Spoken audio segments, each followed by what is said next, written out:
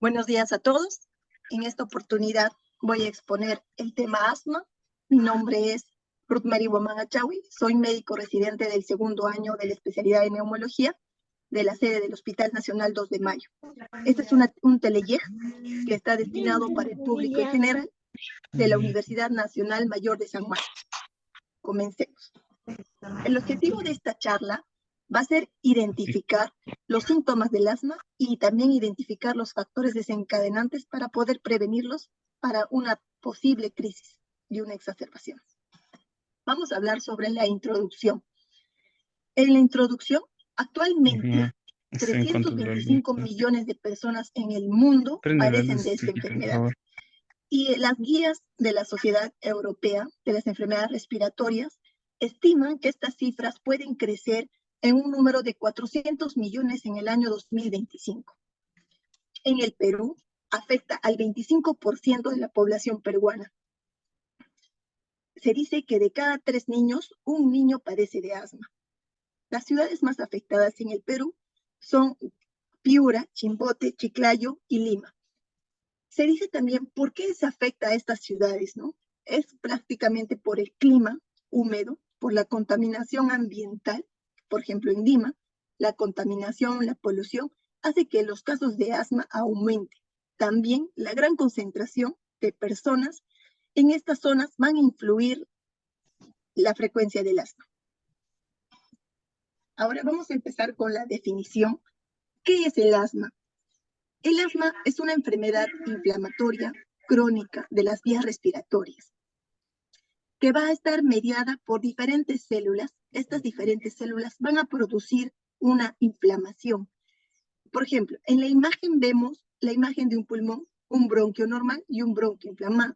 El bronquio inflamado se produce en el asma.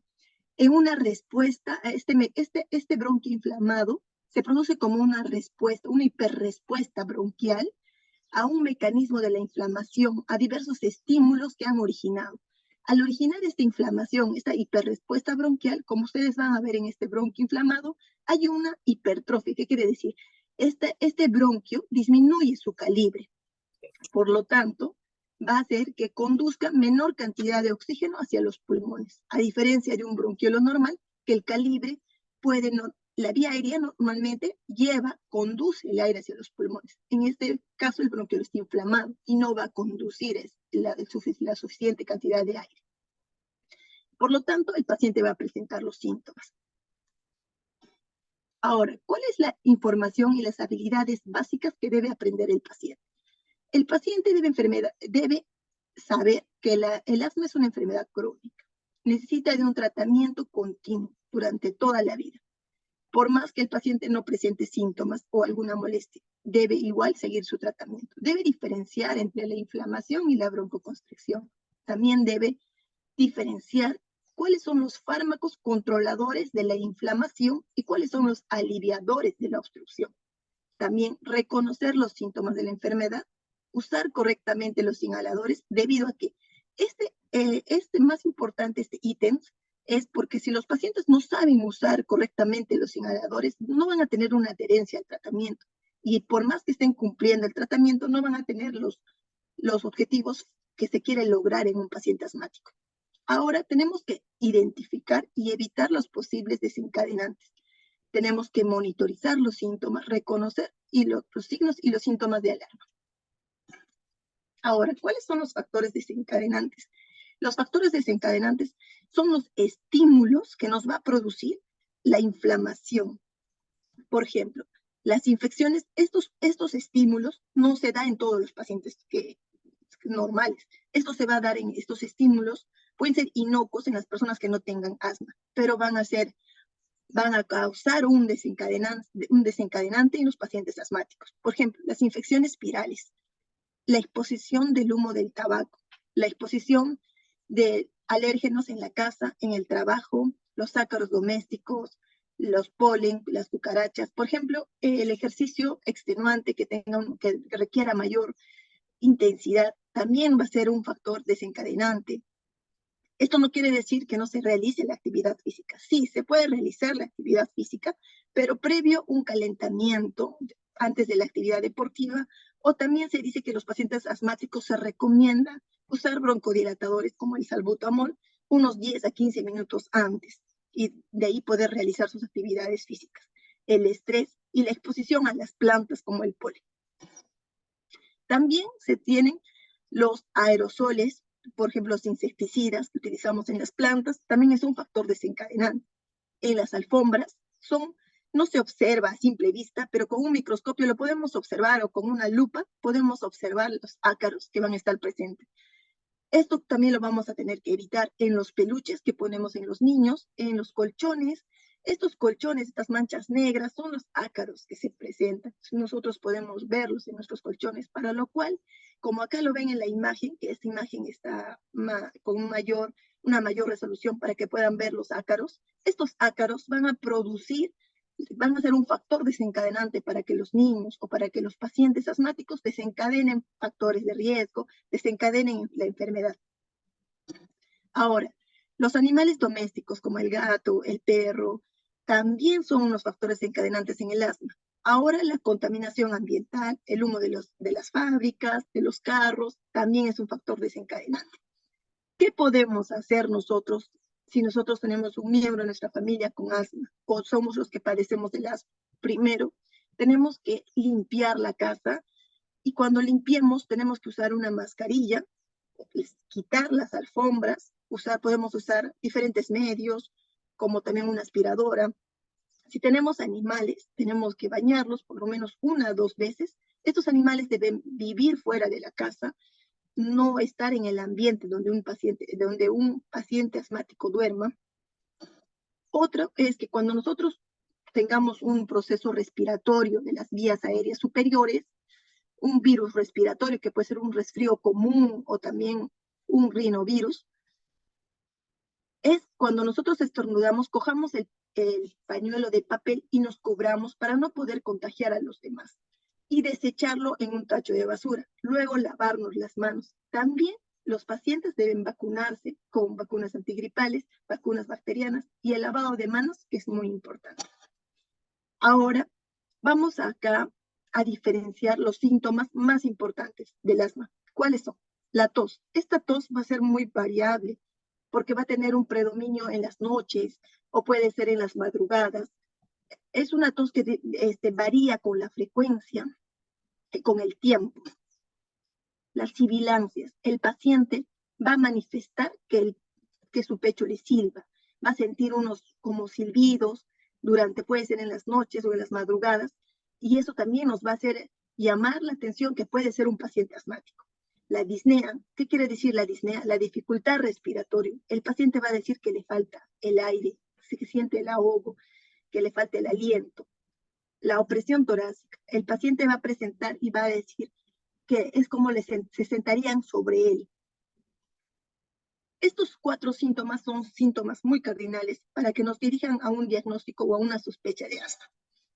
Ahora, estas preguntas que les voy a poner, puesto acá en esta diapositiva, son las preguntas claves para ver si este paciente va a ser sospechoso de asma. Por ejemplo, ¿ha tenido usted alguna vez silbidos en el pecho? ¿Ha tenido una tos, sobre todo que le dure en las noches o que se presente en las noches? ¿Ha tenido tos y silbidos más dificultad respiratoria en algunas épocas del año? ¿Qué quiere decir? Por ejemplo, en los cambios de estación, puede ser invierno, primavera, otoño. ¿Usted ha manifestado esta tos? ¿Se ha presentado con estos cambios de estación?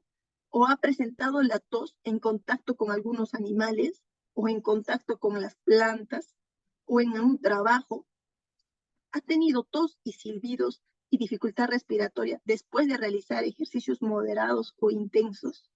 ¿Ha padecido un resfriado que dure más de 10 días y ha sentido un dolor torácico?